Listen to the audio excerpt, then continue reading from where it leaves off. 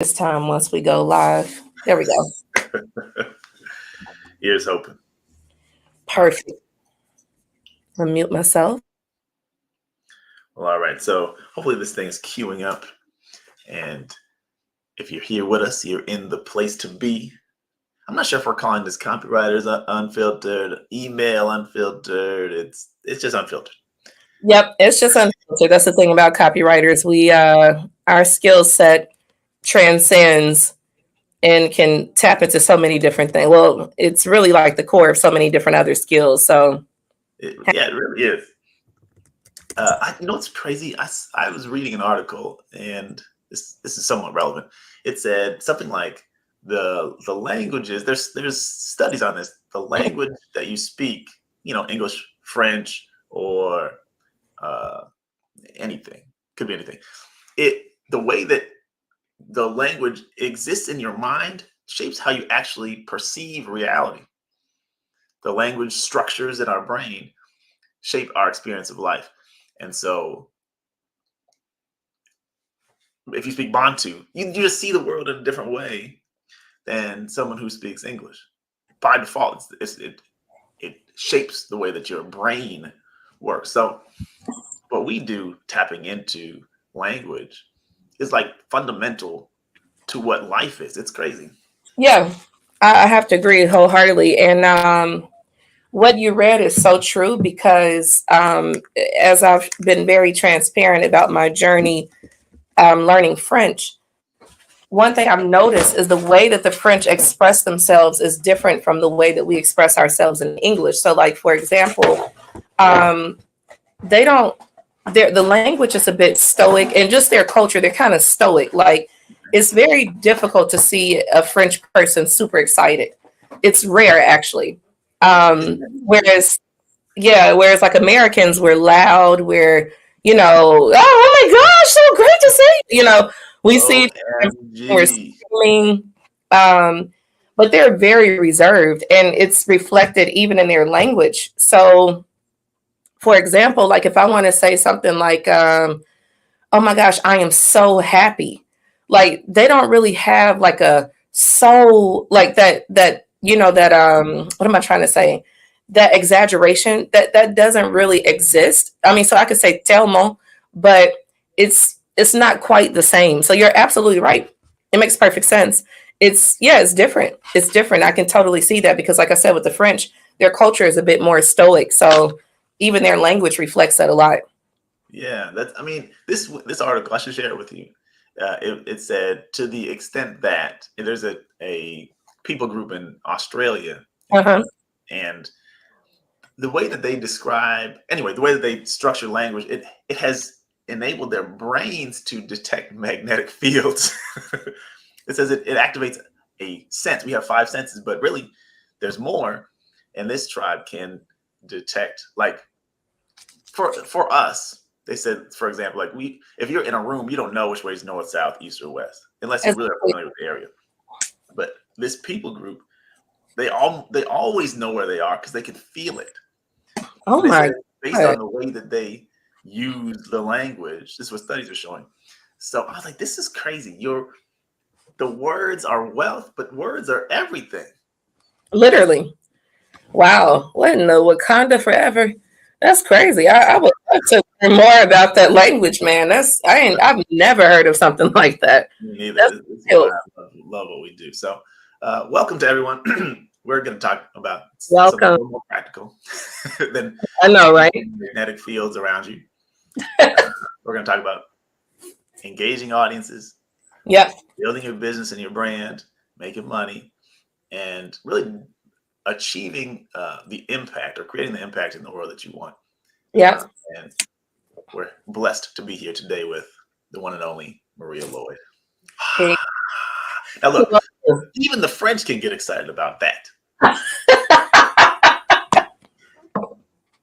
You're funny. Yeah, man. The feelings are mutual. I'm very happy to be here this morning. Um, Again, still here with the congestion, y'all. So bear with me. But yeah, thank you as always, Danny, for having me and being a part of this unfiltered dialogue. It's actually super fun, man. I think we might need to do a podcast. I mean, that's an idea. Filtered. Yes. We have fun, and I think that people feel that as well. When you're hanging Yeah. out with us, it's a good time, Yeah. and Yeah. you don't have to do anything crazy. We're having a good time talking about things that matter, Exactly. and really helping everyone trying to make more money in their businesses. If you're a Exactly. copywriter or if you're a business owner who just needs to use email, Yep. you want to make sure that you're getting it together. Let me tell y'all an interesting story. Last week, earlier this week, it was Monday, we talked about the how Gmail, how Google and Yahoo they require you to do the verification. Is that the word? Do your DKIM and your Yep. DMARC and all those. And I had already done all of that a couple years ago.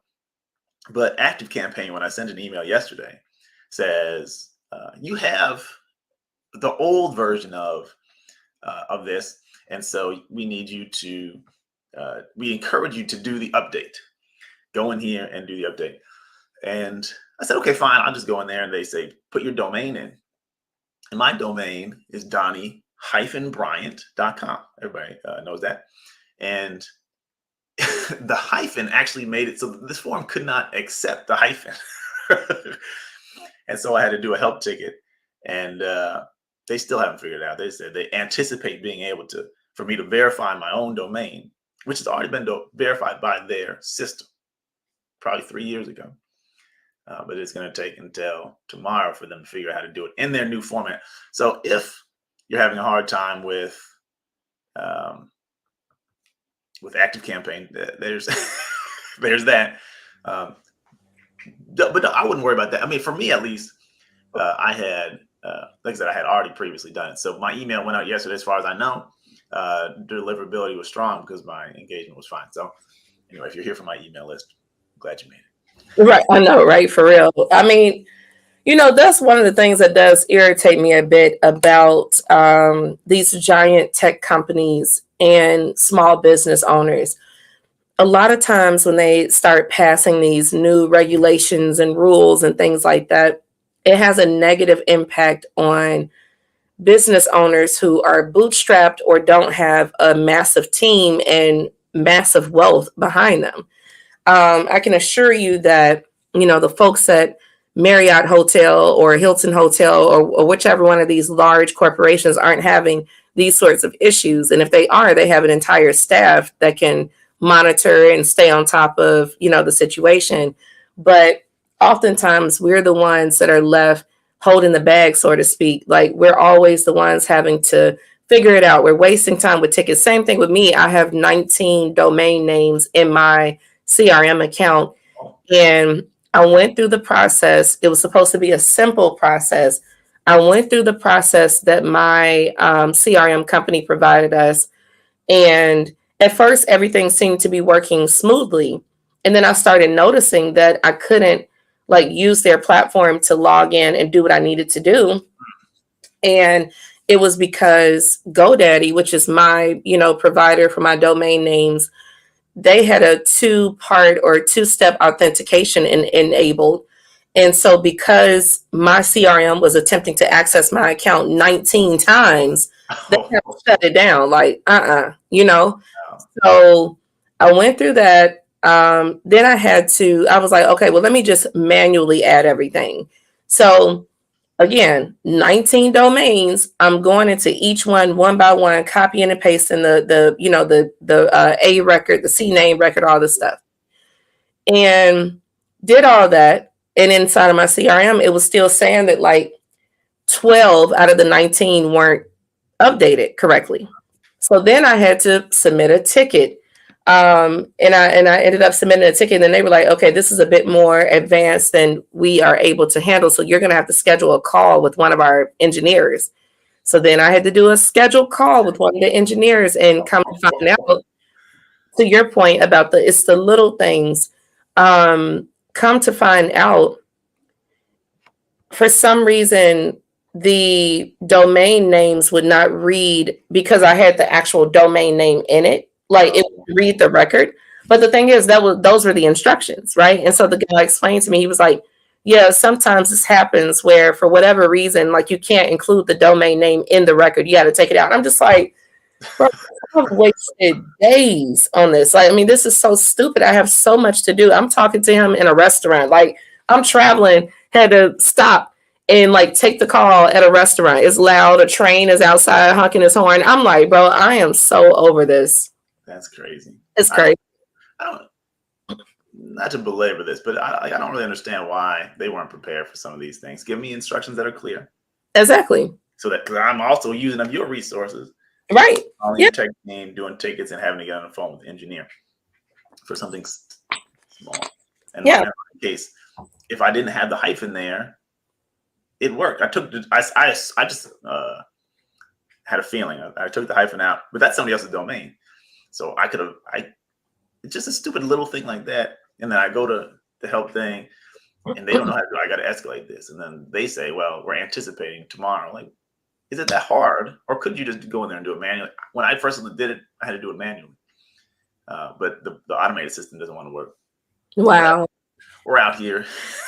Yeah, we're just, making it do what it do. Yeah. This is Mo Washington. I checked. So Mo, if you're still hanging out, Mo, What's up, Mo? how you feeling, man?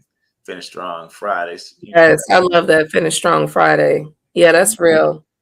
Well, on the topic of little things, Donnie, I hope you don't mind if I kind of tap into how little things can make big impact. Yes, let's do that. I was just thinking about that as we were talking about these little annoyances with the new requirements. So one thing that comes to mind for me in terms of the little things is personalization. And so this is kind of top of mind for me because this morning, my team and I, we just published our YouTube video. We always, every Wednesday, Friday, we always post brand new long form YouTube content. And so this morning, the topic was about personalization, but personalization using tags and merge fields inside of your CRM marketing automation software.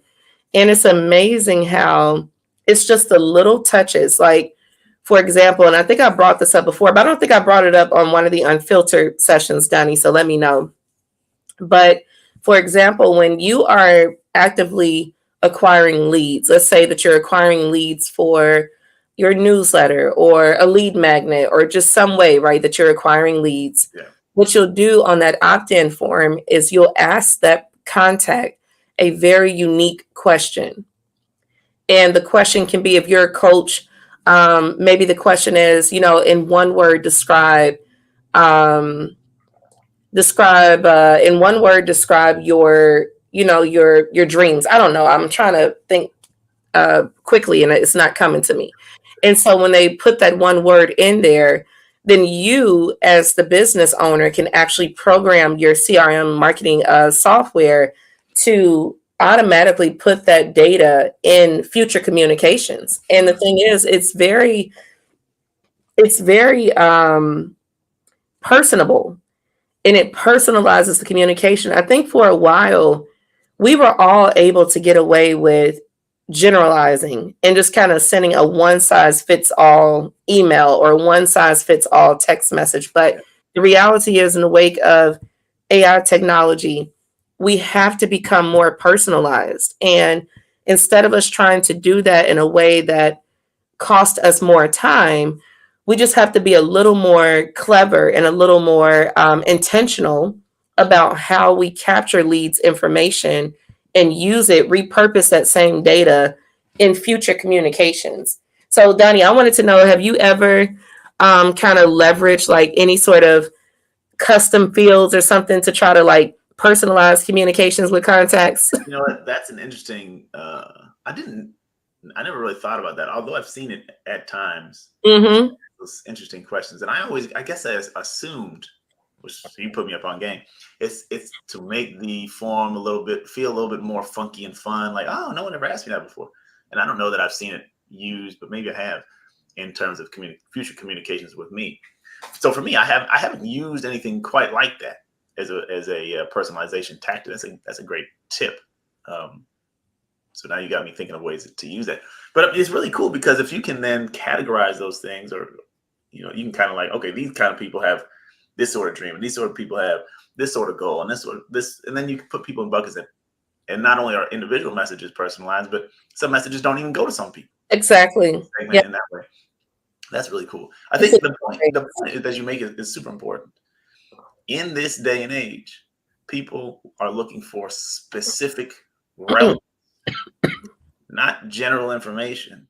They really want something that's exactly for them.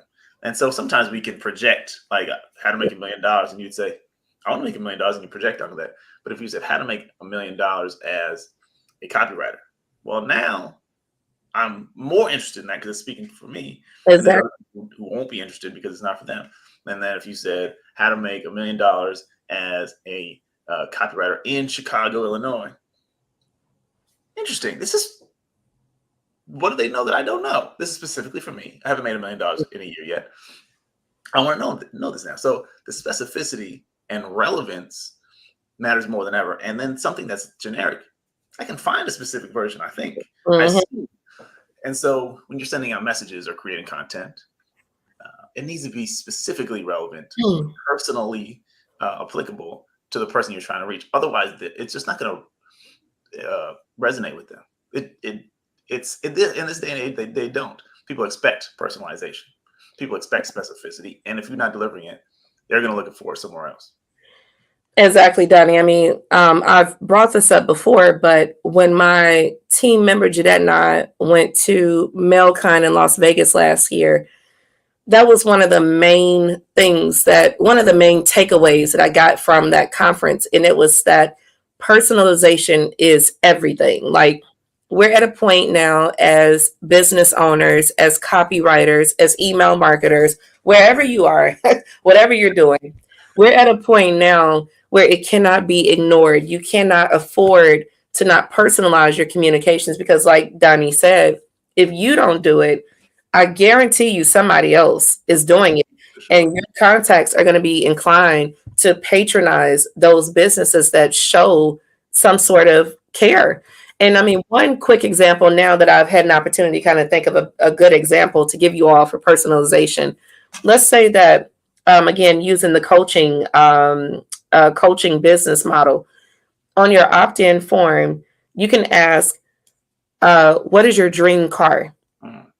And then what you can do is when you're presenting them with an offer in the subject line, you can say, here's how you can get that Maserati. Here's how you can get that Rolls Royce Phantom. Here's how you can get that Bentley Coupe, right?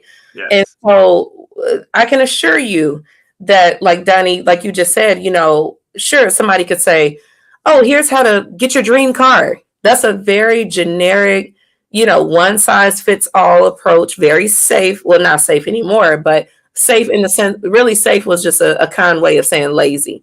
Very easy way Playing of it. talking to your audience, right? Yeah. But you are calling out, hey, here's how you can get that Rolls Royce Phantom. I guarantee you the eyes of that person opening that email to see what you got to say are very high because you are literally just projecting what they've shared with you onto them. Yep. So it's very personal.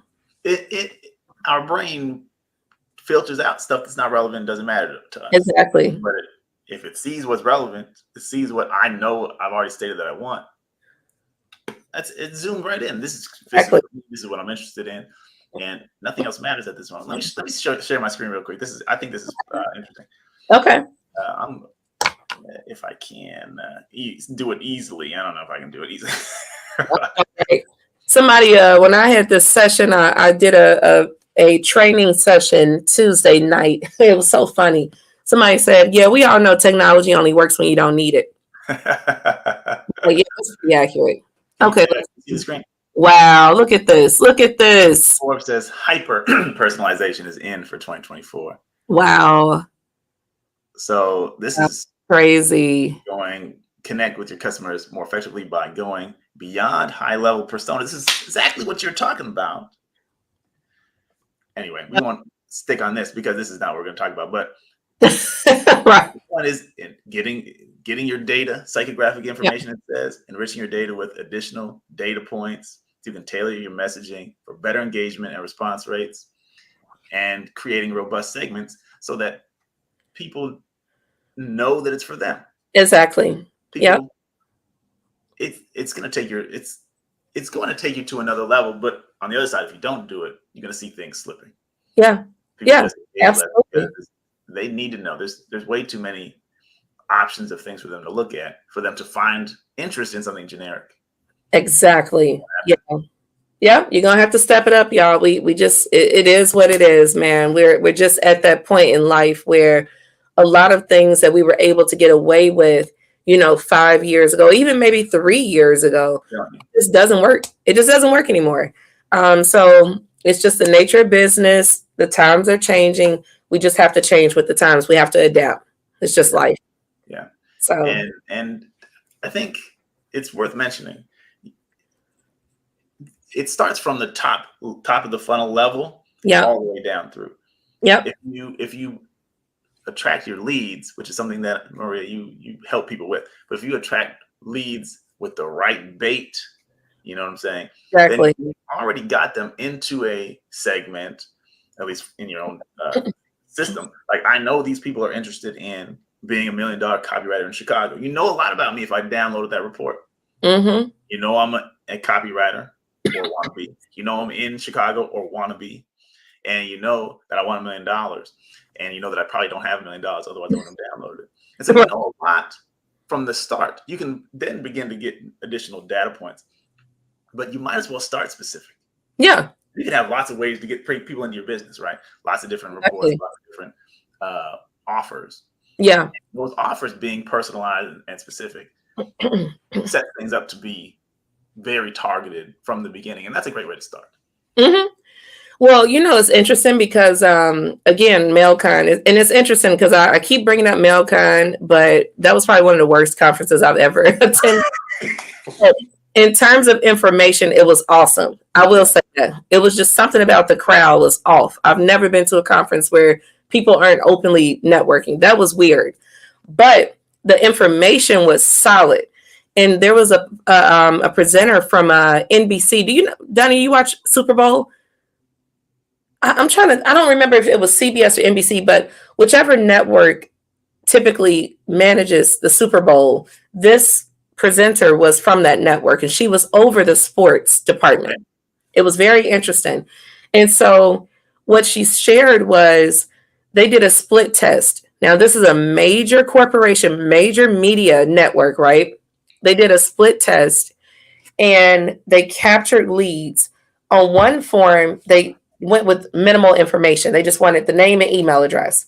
On the other form, they asked them name, email address, mailing address, favorite football team, birthday, right? And so she said what they found was there was only a 10% dip in terms of the percentage of people who were willing to opt in with the additional information versus those who opted in only with name and email address.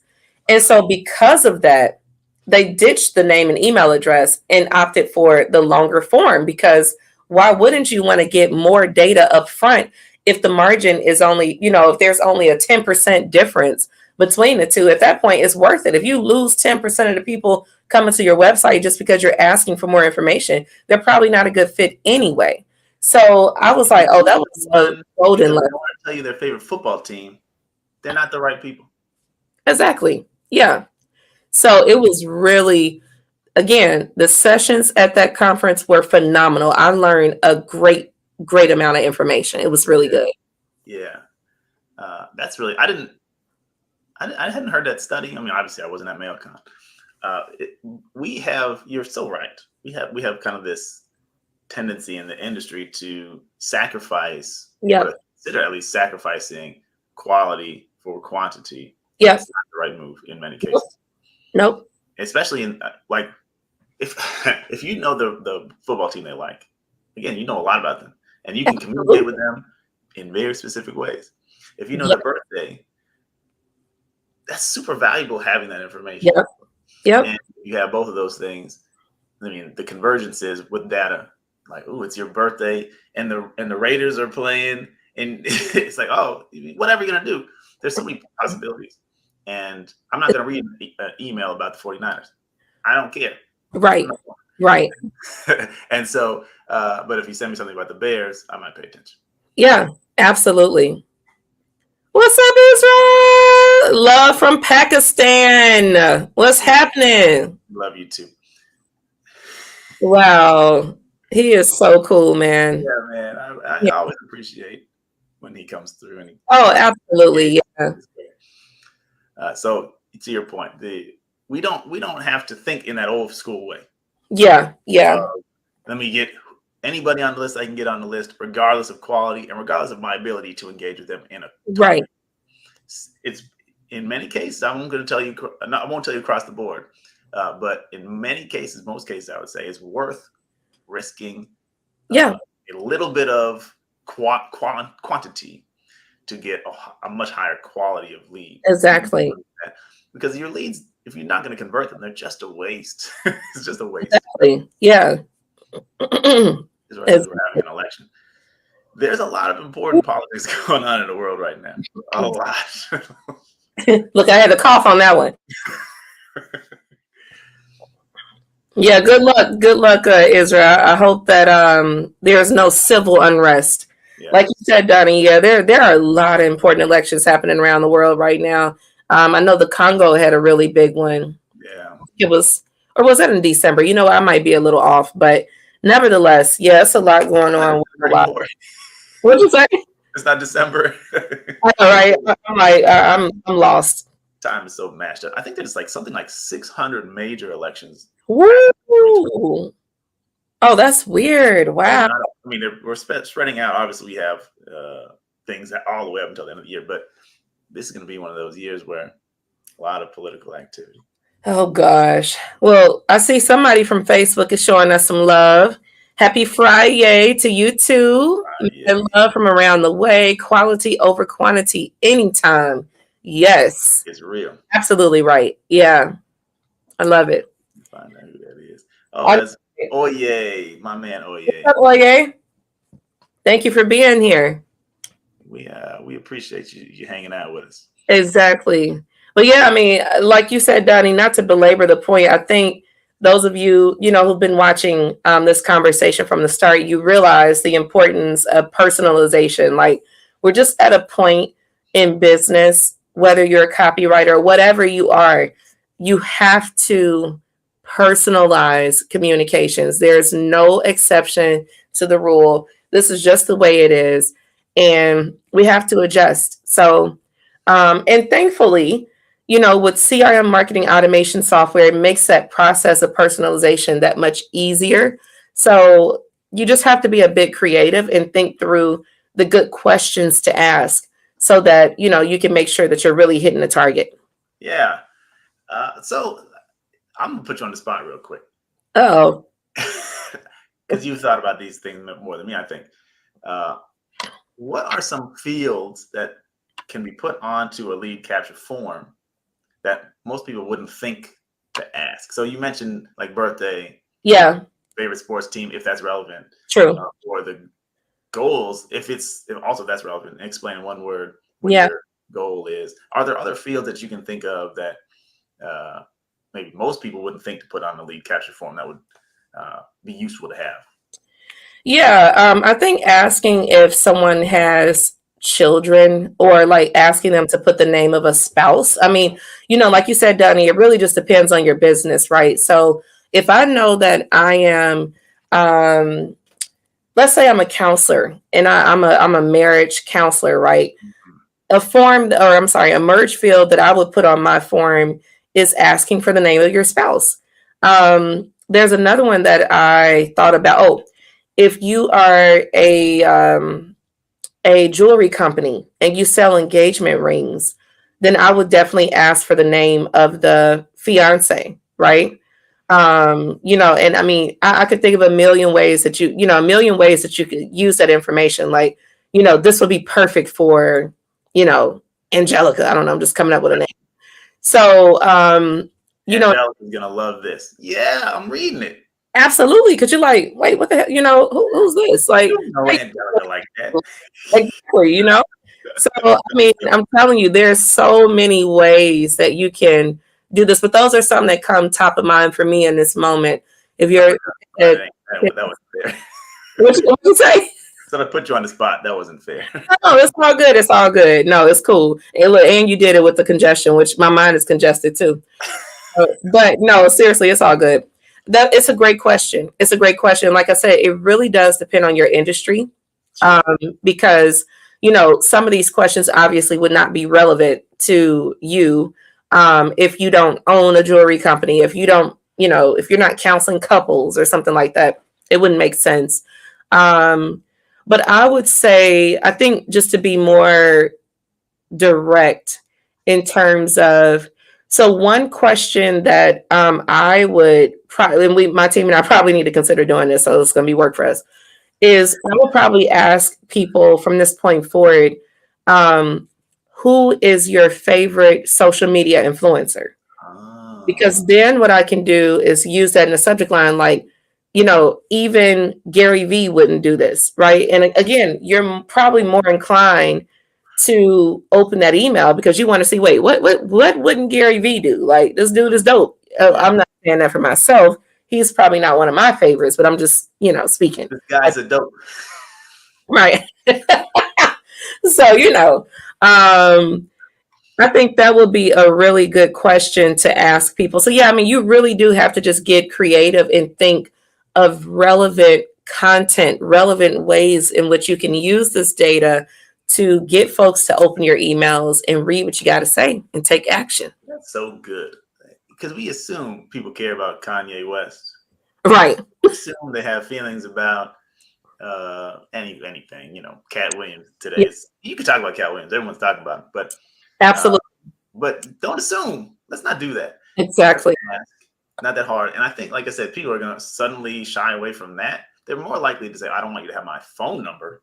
Yep. Of course, where I'm finding, especially in my industry, finance, but I think it's true in every industry. If you get the phone number, that's super valuable. Incredibly valuable.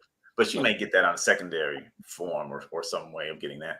But because that's a little more sensitive. I'm worried about my phone being blown up. True. But if you ask, who's your favorite social media influencer? People kind of like to share that information. Mm-hmm. So they're highly unlikely. If you had one field and it's something fun like that, you're not asking them for the medical records. Right. Right? Exactly. So and so then you can see, 40% of my people really like Gary Vaynerchuk. Mm-hmm. Or I never see Gary Vaynerchuk. So at least I know there's no reason for me to talk about him unless he punches Donald Trump in the face. Then we'll talk about it. Yeah. It's a great point, Danny. And, getting this data, it actually has so many benefits, even beyond being able to personalize communications. Because, like you said, if you look up and you see that your audience or 40% of your contacts are fans of Gary Vee, for example, you know what that means? Now you can go to Gary Vee's team and say, hey, look at this. I have, 40% of my people are rocking with you. We need to bring you on this podcast, or we need to partner with you. We need to become affiliate partners. And cha-ching, I mean, it's a wrap. That's really great. And I didn't even think about that. I was just thinking, if they like Gary Vee, there are probably some things you can take maybe inspiration from what Gary Vee is doing and use them in terms of content or in terms of how you approach them. But yeah, like you can see my data, it's not lying. Data never lies. Well, Exactly. you can make it lie, but Right. but maybe that's an open door for you. Yeah. They love you. So let's make a way for us to both benefit from this. Exactly. Yeah.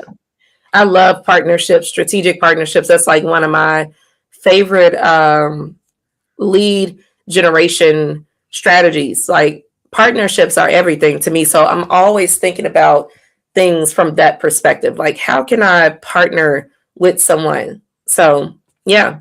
Let's talk about that for a second. This is not necessarily directly or uniquely tied to email, but it's one of the most people never think about partnerships. Yeah. It's often the easiest way to open the door for anything. Absolutely. So I don't even know what I want to say. I guess I want to bring that up. I give that as advice all the time.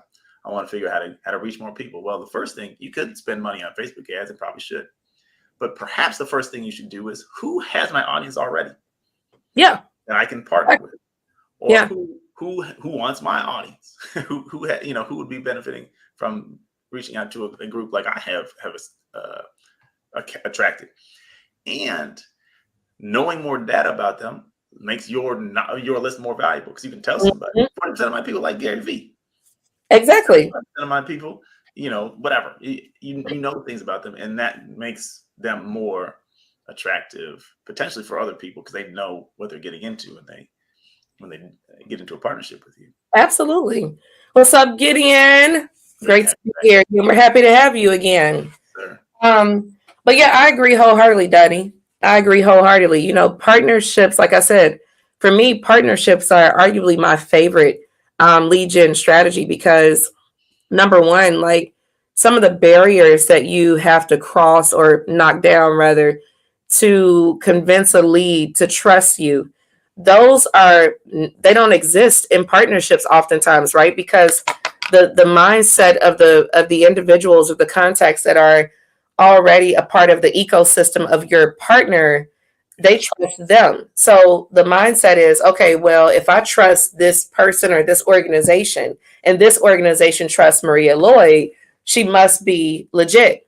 And so yeah, exactly. It's just a great merging of brands and shared goals. And so, yeah, partnerships for me are everything. I'm very honored and privileged to have great partnerships like with you, for example, and, other really great organizations and individuals. So, I really, really, really love partnerships. And if you're not tapping into partnerships to get leads, Man, well, you're missing out. I'm honored to be in relationship with you, by the way. The One of the things that you see a lot, and it's like I think most entrepreneurs and even most like marketers don't really think about this, but the highest performing people often do, is exactly what you're talking about. Like, I can mail my list on your behalf, Absolutely. Yeah. and vice versa. Like, list swap is a term that we use. It's like, Yep. you got a similar size audience, or you can carve out a similar size audience of yours to mail for me. I'm going to mail 1,000 people for you. You mail 1,000 Exactly. for me, but it's coming from me, who you trust and know. You Yep. open my emails, and I'm going to tell you about Maria Lloyd, and then Maria is going to say, "Hey, you got to check out what Donnie's doing over here," and Exactly. it costs nothing. Right. You already have the relationship, and Yep. you're going to bring people over who already, you just transfer trust from one person to the other. So it's list swap is a great strategy, like you said, in terms of partnering Yep. with other people who have an audience that you can serve and that you want to take care of, and vice versa. Exactly. Yeah. I mean, and on this end, with Opens Clicks Cash, one partnership that we've been actively pursuing. I hope that hope that it comes to fruition. But one partnership that we've been pursuing is like with local municipalities, like Mhm. their economic development leg, right? And it's not even, sometimes people get caught up and it's like you feel like partnerships, there has to be a paycheck on the other side. Honestly, oftentimes I found the best partnerships are not the ones where, there's a paycheck being waved in my face. I want the exposure, right? And then my hope is that my partner wants the expertise. They want the subject matter expert to come in, make them look good, which then of course makes their contacts again affirm their trust in them. They know, oh wow, I'm so happy to be a part of my city's economic development because they bring in great subject matter experts like Maria Lloyd who can come in and teach us how to get leads, right? And so this is a partnership that we've really been pursuing for a while. And I think finally we may be able to break the ice on that, especially here in the city of Jackson. So I'm very excited about that. But yeah, I mean, partnerships are everything, man. They're everything.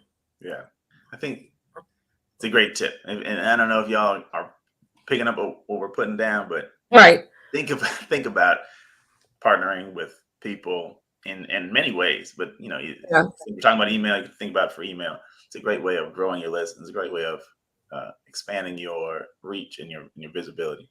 And I mean, again, you're actually providing value, Uh-huh. not parasitic, and it's not greed. Like, we're partnering. We're going to add value mutually to each Absolutely. other and each other's audiences. So something for you to certainly think about. Absolutely. All right, I have something I want to talk about, but I want to ask you if you have something that you want to talk about. I know you have a meeting coming up not too far down the road. So, uh, True. What's No, on your mind? You got anything? I mean, we covered everything. Obviously, I'm super excited, like I said earlier, to be partnering with you. So, no, I'm good. I'm good. Okay. I want to ask because this is something that comes up to me all the time. Okay. What are you seeing? Now we talked about. Well, the question is about deliverability, Yeah. Yeah. landing primary inbox. Yeah. Uh, Beyond the going in there and putting all your uh, information in, validating your domain Yeah. and all that stuff, which is required now. Yeah. Are you? What are some tips that you know of, or that you're using or seeing that really help? And how much do you think that it matters? Let's ask that question. The topic of deliverability is a very complex one because when it comes to deliverability, you as the business owner, as the copywriter, as the marketer, you could have done everything correct. But when it comes to email deliverability, the first line of defense is going to be the software that you're using. Mm. So if the software that you're using to send the emails to your contacts has a bad reputation, then forget about it. Again, you could have done everything perfectly on your end. And while I cannot affirm this, so please don't quote me on this, I do believe that's why Infusionsoft, which is now known as Keep, had to change their name. They had to rebrand because I think they had gotten to a point where so many spammers were using their platform to just spam people's email account. And they had to literally do an entire rebrand, right? And again, this is just my assumption. I don't know for sure, but I do remember there was a period of time where Infusionsoft users' emails were going to spam automatically. Didn't matter what they were doing, just going to spam, right? So that's the first line of defense is the software that you're using to send your communications through. The next line of defense is then the actual inbox of the person that you are sending the email to. So they may have set up, of course, Gmail, Yahoo, Outlook. These companies have their own filters and they're looking for, is this too good to be true? Is this content something that this contact has already interacted with in the past, right? Does this particular domain reputation, meaning the domain that your email address is connected to? So in Donnie's case, it may be Donnie@Donnie-Bryant.com. Yeah. They're going to look and see, okay, is this domain name connected to any kind of malicious activity, right?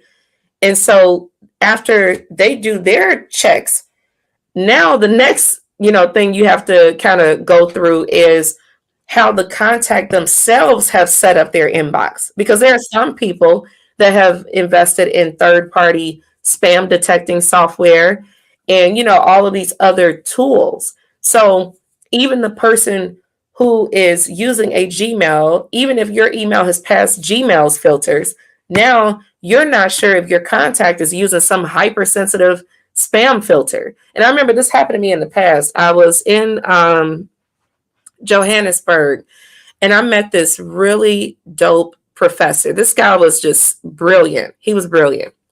And so we exchanged contact information. And although I was using a business professional email address that was hosted by Gmail, every time I emailed this gentleman, the email kicked back. It was like, spam, your email has been blocked. And I'm like, oh my gosh, dude, turn down your spam filter. I mean, I can't even contact you. This is stupid. And literally, I lost the contact because I couldn't reach him. I didn't have his phone number. So I was like, well, there goes that. Sucks. But hey, it is what it is. So, that's another thing you have to think about. Some of your contacts have their own spam filter, even more enhanced than the mailbox provider that they're using. So I say all this to say, what can you do to try to make sure that your email hits the primary inbox? Well, what you can do again is make sure that you are not promoting something that's too good to be true. What do I mean by too good to be true? Hey, spend $7 and lose 50 pounds in 24 hours. Not realistic. Right?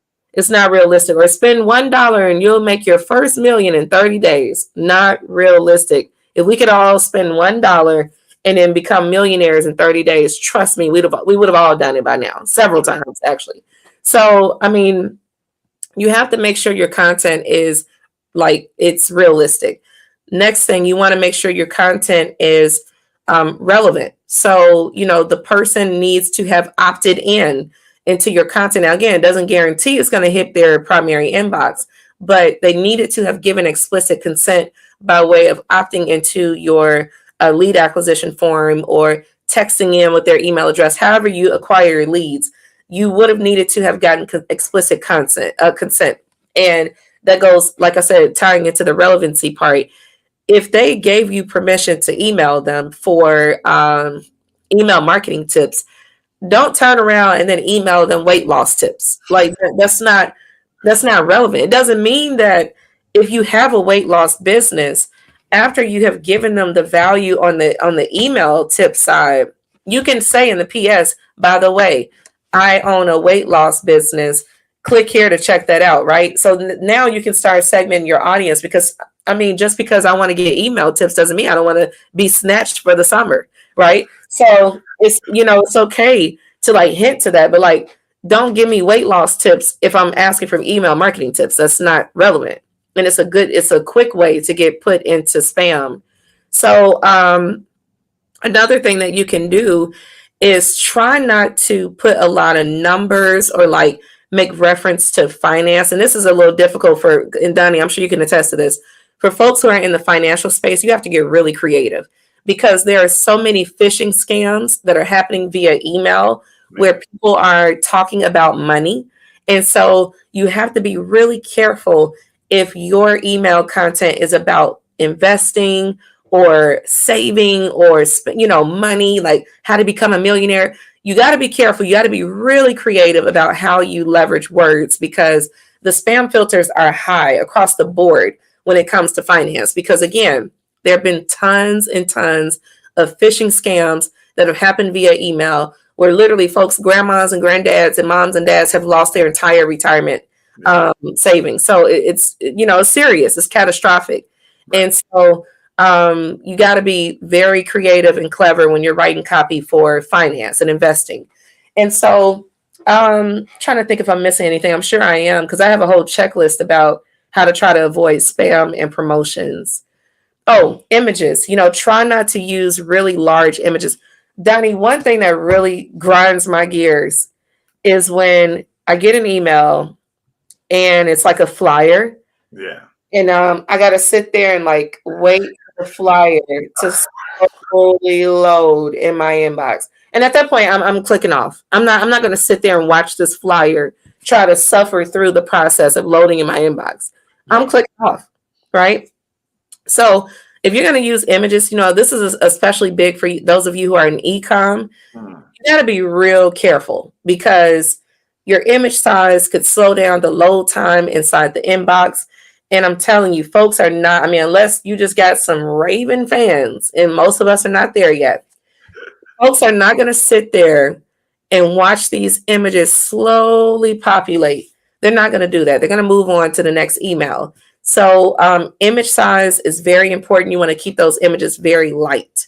And again, Donnie, I could go on and on, but I think those are the core things. That was a comprehensive answer. Thank I'm glad you. you had all that in mind, because I know that you know these things, but sometimes it's like, well, what am I going to talk? Which am I going to talk about? Anyway, Yeah. so that was great. And so I want to point out, Google is reading your emails. Yeah. Yahoo, they have to do it in order to make. They're doing the best they can. Obviously, not humans reading them, but right. They are reading your emails. So those claims that you're making are weird things that you're saying. They you could trigger the filters. Yeah. And the relevance of it also. So I want to add a couple things. They were on your list, I'm sure, but just because I think that is relevant to what our conversation here is.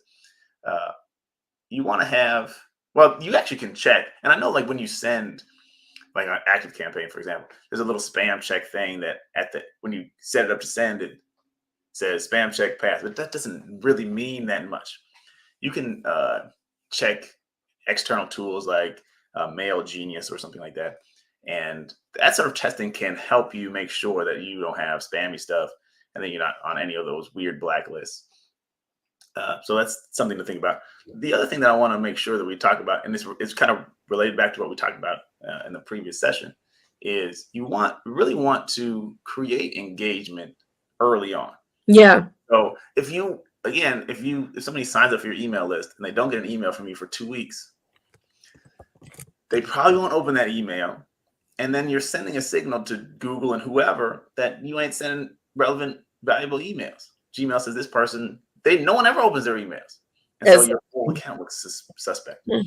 And so you want to do that really quick follow-up. I mean, a first welcome email, whatever you're doing it for. If you have leads coming in, you want to follow up quickly, but also you want to create something where they're engaging in some way.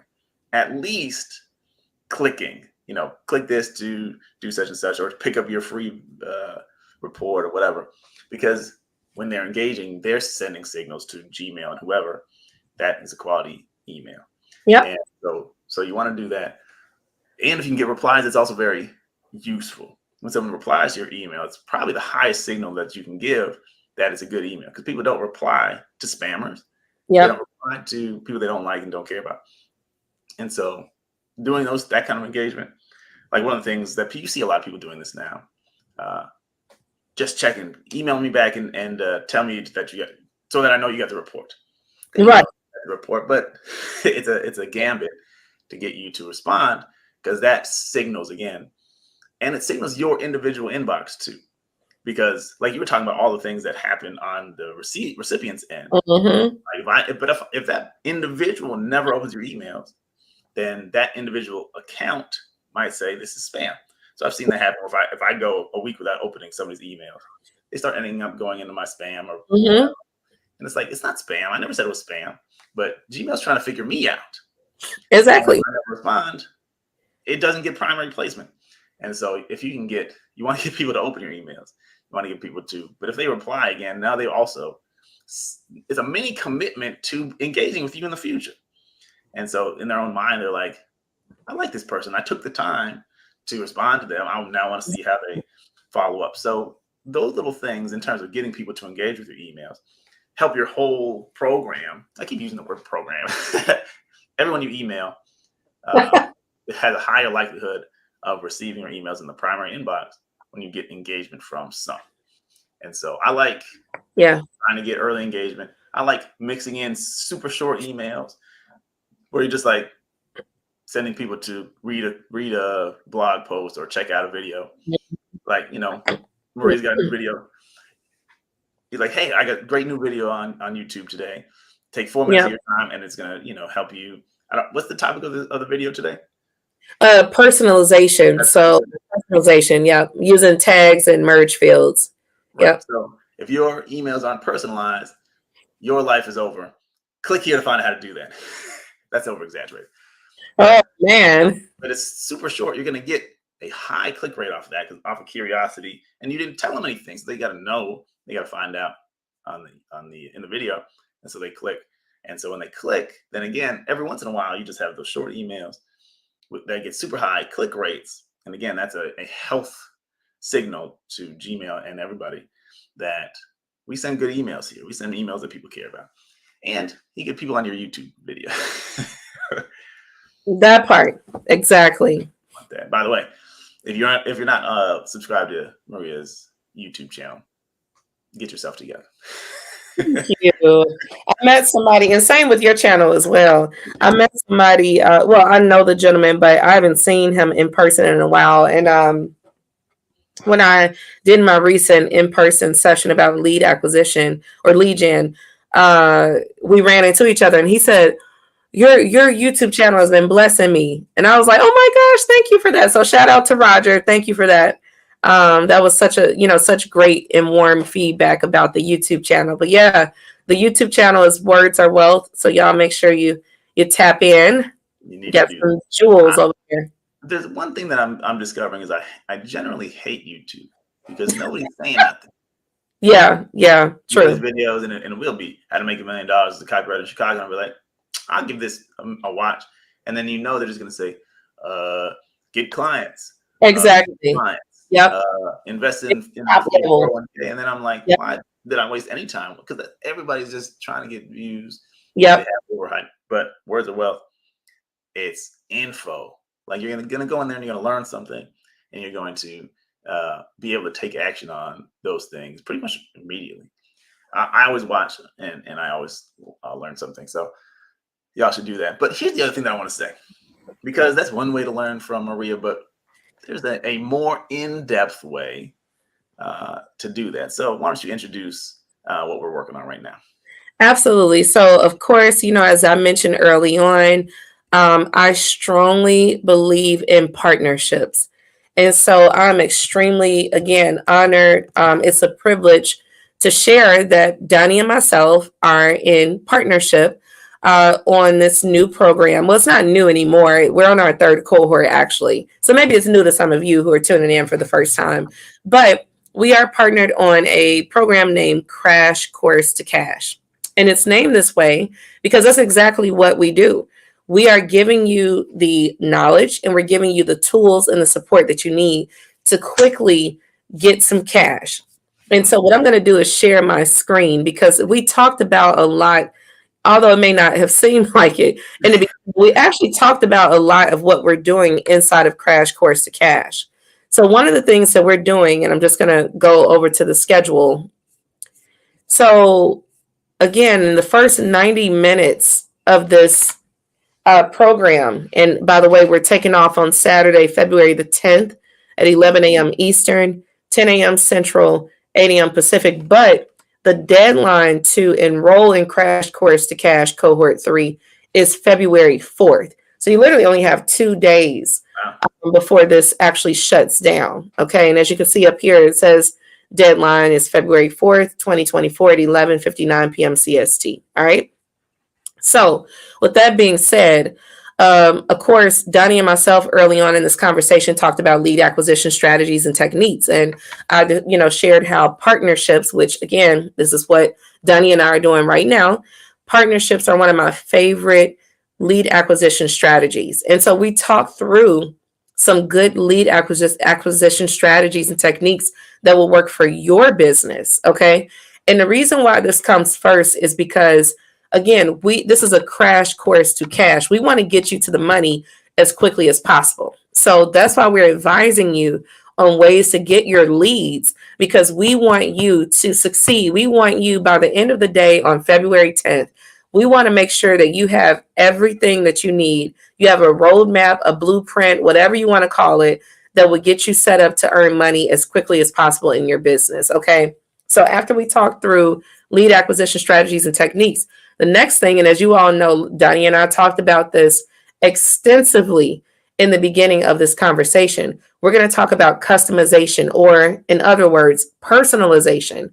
And we're actually spending 2 hours on that, right? Personalizing your emails. Now, we're going to provide you some templates. We have 40 email templates. So you're not starting from ground zero because, again, we want to get you up and going as quickly as possible. So we're going to walk through customizing the content that we're providing you. We're going to encourage you to run that content through whatever AI software of your choice is for optimization. And then after that, of course, we'll take a little break, an hour break. But if you want to stay on and ask the team and our questions, that's totally fine.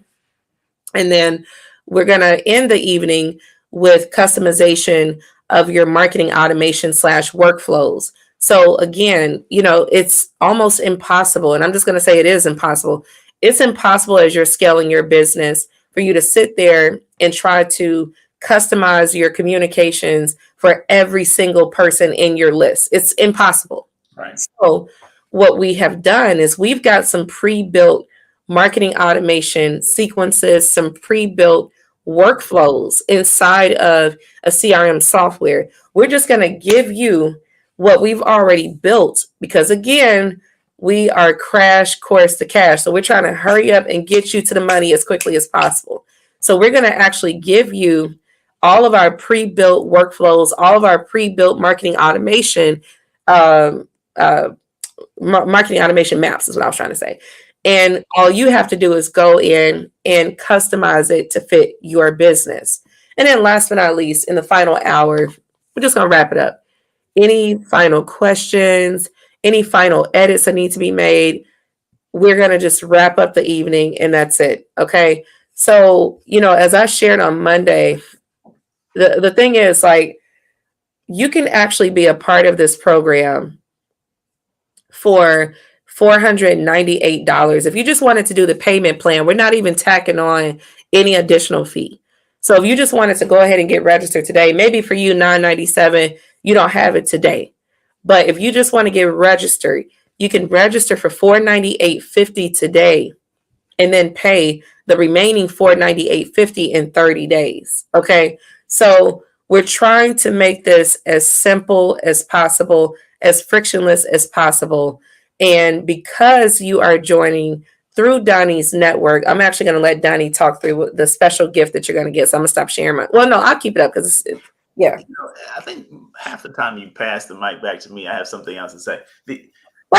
Y'all to think about that.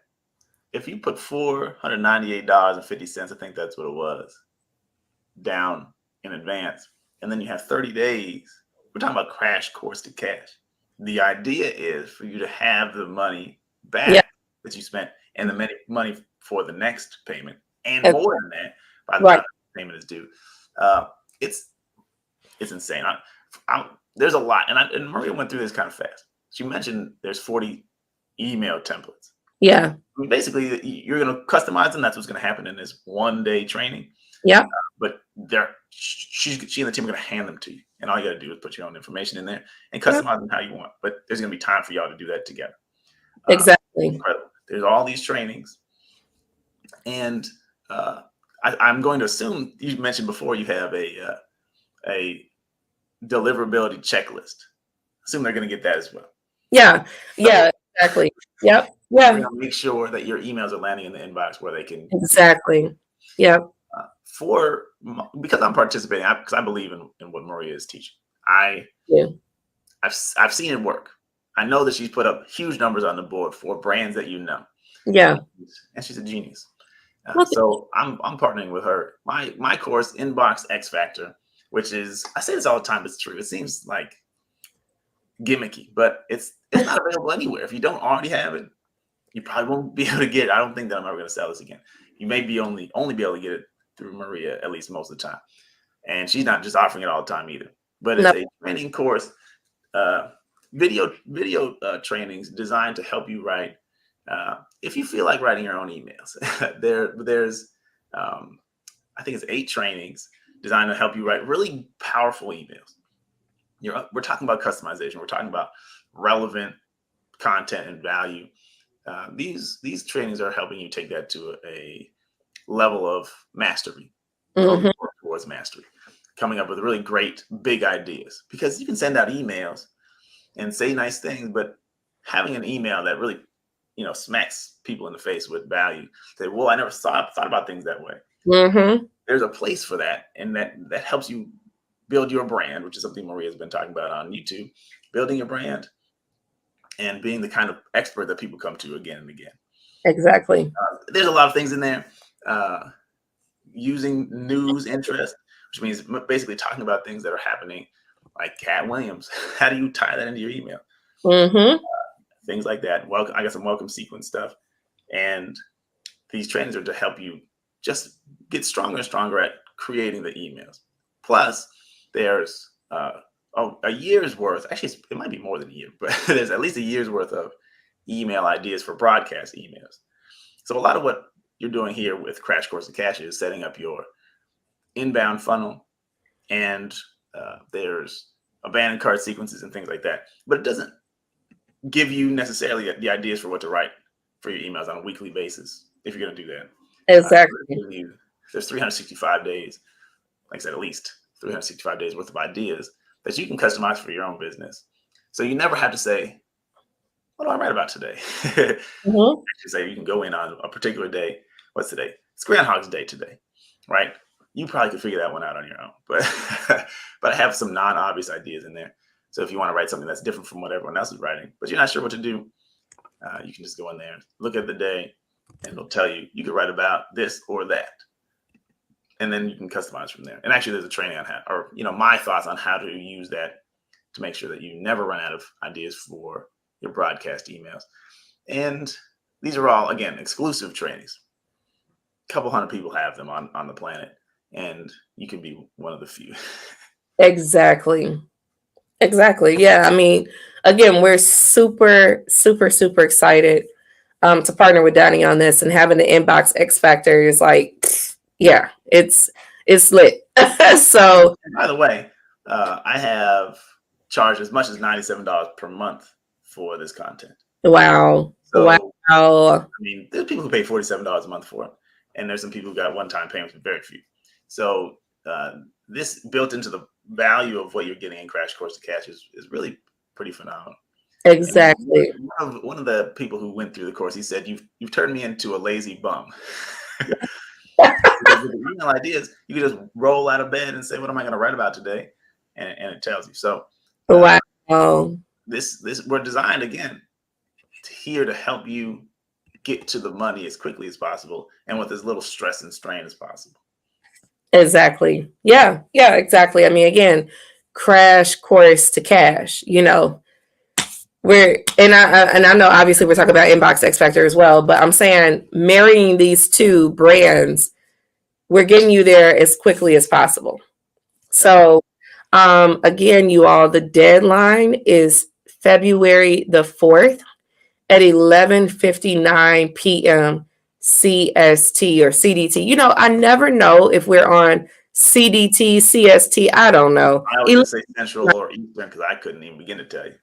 Right. It's so annoying. Like, oh my gosh. But, you know, like I said before, you really cannot afford to skip out on this.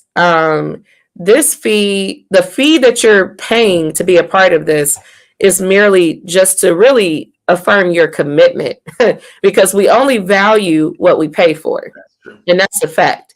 So it's really just you affirming your commitment to getting this done and getting it done in one day.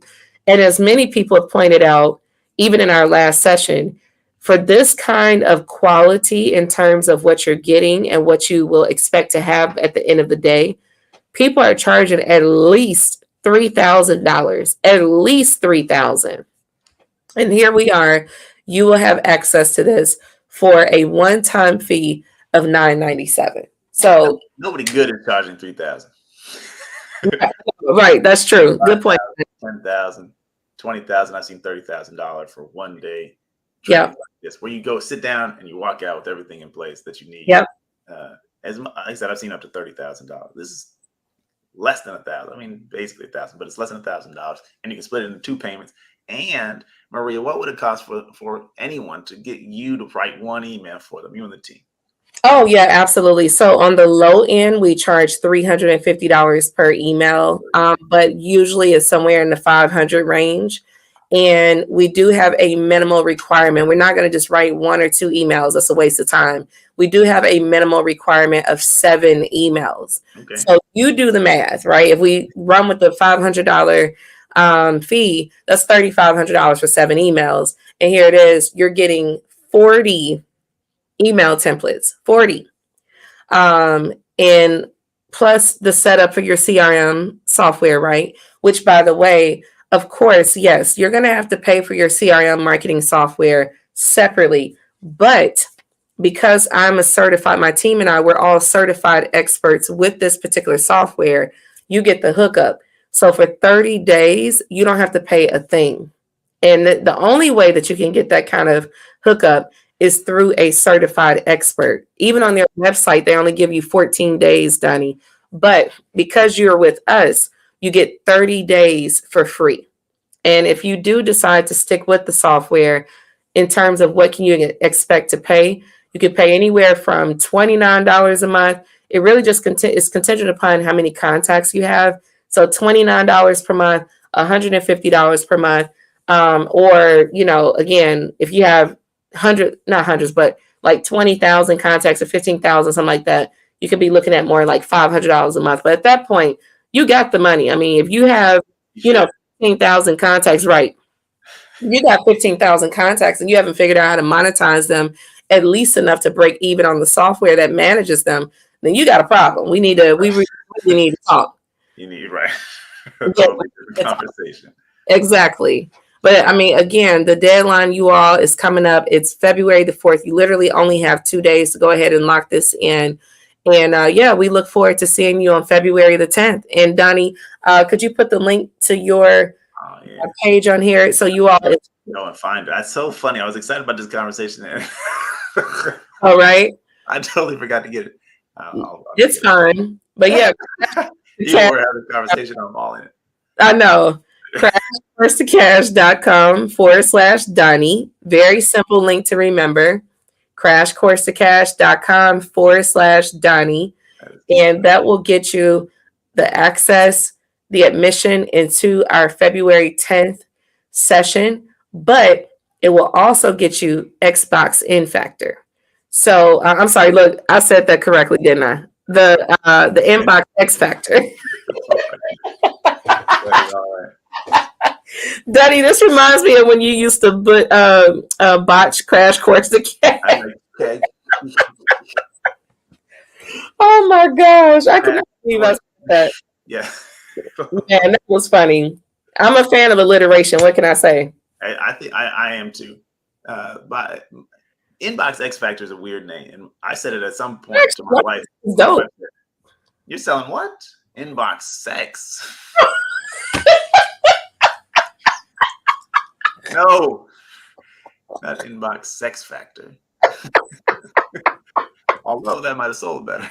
I know, right? Look, probably would have gotten millions of sales. That man, humans are crazy. Barbados right now. Right, exactly. What's wrong with us, man? What's wrong with us? Just a bunch of pervs. Yeah, that's funny. Oh my gosh, that is hilarious. Oh man. So y'all make y'all way over to that link though, for real. crashcoursetocash.com/Donnie. Get you set up. Again, you could join today. $498.50. You don't have to worry about paying the remaining balance until 30 days later. So do it. If you're thinking about it, don't think too long. You need to go ahead and do it right now. Yeah. And let me tell you, getting your system set up, most of you probably already know this, it's a pain in the neck. Yes, it is. Which is why you haven't done it if you haven't done it. And if you did do it, you know it's a pain in the neck. Absolutely. Secondarily, getting it done right is a whole nother issue. A lot of times we put things in place and we don't even know if it's optimized. We don't know if it's good. We don't know if it's correct. I actually did a consult with somebody last week or a couple weeks ago, and they didn't even know how some of the things were showing up because they didn't sign up for their own list, right? And so, no, I guess nobody had told them. I signed up, and I saw some stuff. I said, let me see how this plays out, and the experience was not correct, so I had to go and tell them. So anyway, the setup right is a whole other issue. So I hope that you can understand the value of sitting down with a certified expert. I've called you $1 million copywriter. I don't know if you ever called yourself that, and I know you're not big on hype, but nope. Generate millions of dollars. I don't know how many millions, but millions of dollars in revenue for your clients. And so you're $1 million copywriter. Sitting down with a $1 million copywriter/email marketer who can help you set your system up so it's done right. It's going to perform really well for you. Anything is over time, you learn more stuff and you can perfect over time. But getting it set up in a way that's strategic, intelligent, and efficient, effective is going to take a lot of stress out of your life and put a lot of money into your pocket. We were talking in our last live stream about losing leads. Yeah, we all have done it, but having this in place minimize the loss that you are likely already experiencing. Bringing more people in, but also closing more deals, and that's worth everything. Your whole business runs on that. And so exactly. Also being able to recapture people, you're going to be getting feedback in an automated way. How many of us wish we had more testimonials and more reviews? Yeah, man. Put them in a systematic way. Maria didn't talk about it today, but that's part of what you're going to get in your Crash Course to Cash. Absolutely. Automated feedback sequence, automated value add sequence to seal the deal with people, can help them to feel good about what they're doing, to know that they're making smart choices, and to know that you're the right person for them. These are all things that are going to be automated for you. You don't have to think about that. your business just operates. And so for $4.98, whatever it was, 498.50, something like that, you can get started. I mean, the ROI on that is insane. Yeah, it is. It really is. One So day, get done in one day. yeah, in one day, we're gonna get you knocked out in one day. So fam, head on over to crashcoursetocash.com/Dunny. Sign up now. Get your access to the Inbox X Factor. And of course, get access to the foundational courses inside of Crash Course to Cash. One actually talks about, again, lead gen and acquisition. This is a big topic. I'm really big on talking about lead gen and acquisition, because if you're not actively acquiring leads, then you're not going to be in business very long. There's a quote that I love by a lady named Danielle Winningham. And she said, making money is a habit. And it's so true.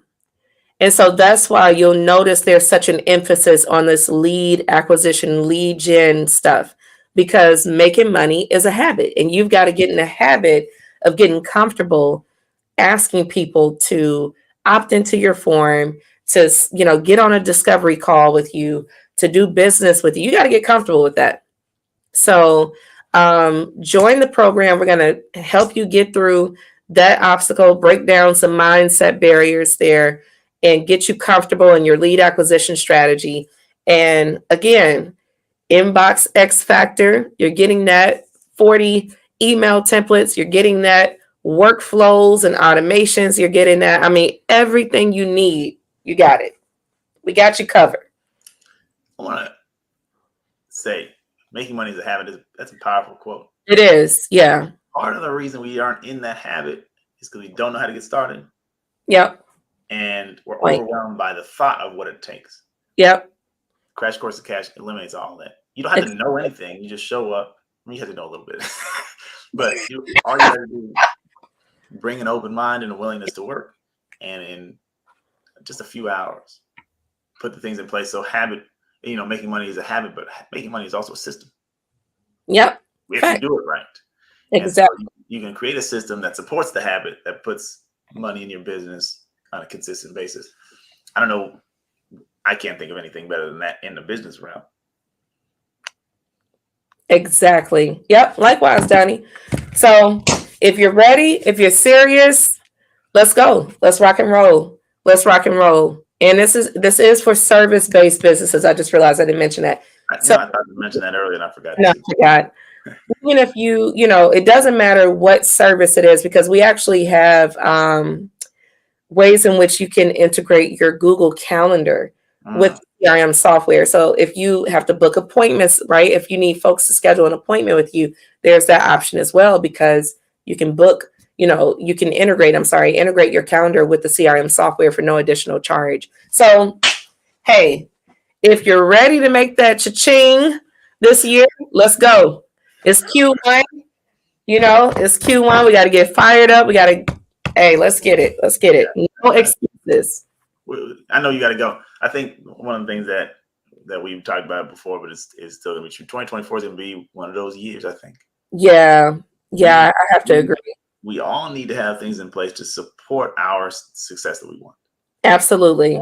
We're not going to be able to be winging it every day. Exactly. Wishing, hoping, praying that things turn out for us. You got to put things in place, systems in place, processes in place, tools in place to support what goal you actually have. And this is it right here. So, I mean, I don't know what else to say.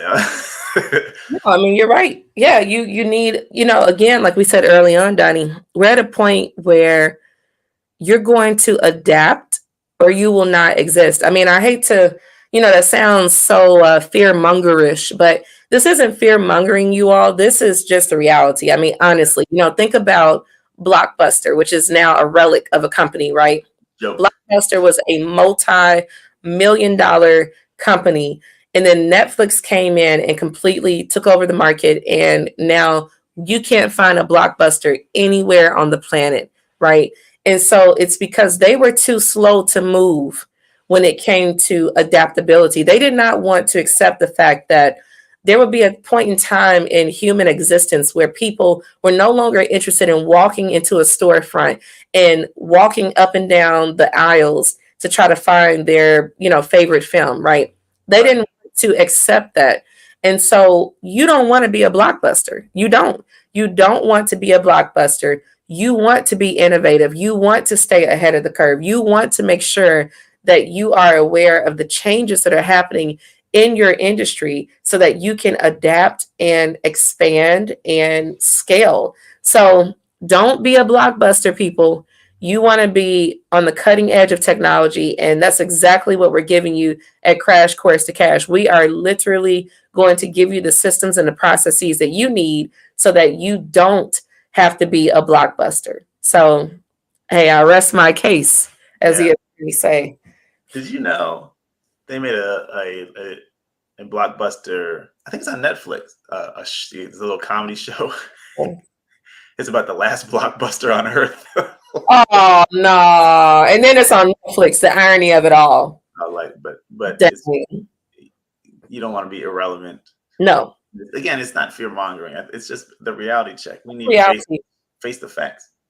And in this day and age, you can scrape, I guess, but you're not really in business if you're constantly scraping. Like you're really Exactly. scraping. Yep. But having a business is having something that you can invest in and it works for you. You don't have to Exactly. spend all the time scraping and just wishing things would turn out your way. Anyway, you may have great success scraping. I don't know. I think I'm past those days where I'm okay with scraping. Right.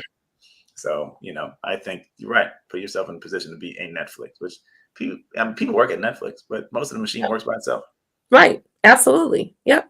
So, y'all head over there, crashcoursetocash.com/Donnie, and we'll see you on February the 10th.